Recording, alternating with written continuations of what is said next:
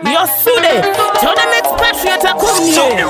And the man who are cool, the queen is here, expatriate a come here. It's a party time, respect. Monday, I training a Saturday, talk to Bakadaro, Atimo Miri, the buffer, Jefuzana starter, to Batama Faroshka Saturday, I thought expatriate a come near, man who are cool, and I tafuka kufara.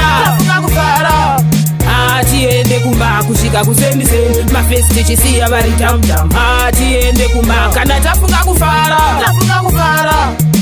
Atiende kumba kushika kusendi sendi mafesti chisiya bari tam tam.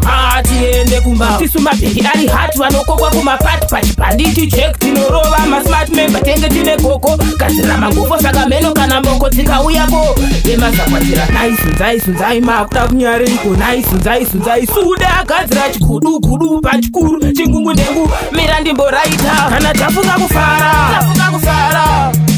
Atiende kumba kushika kusendi sendi mafesti chisiya bari tam tam. Atiende kumba kana tafunga kufara.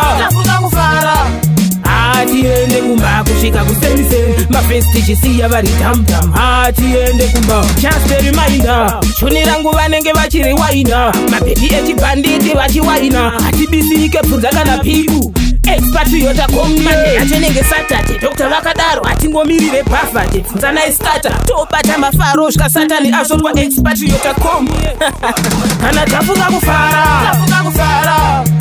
Atiende kumba kushika kusendi sendi mafesti chisiya bari tam tam. Atiende kumba kana tafunga kufara.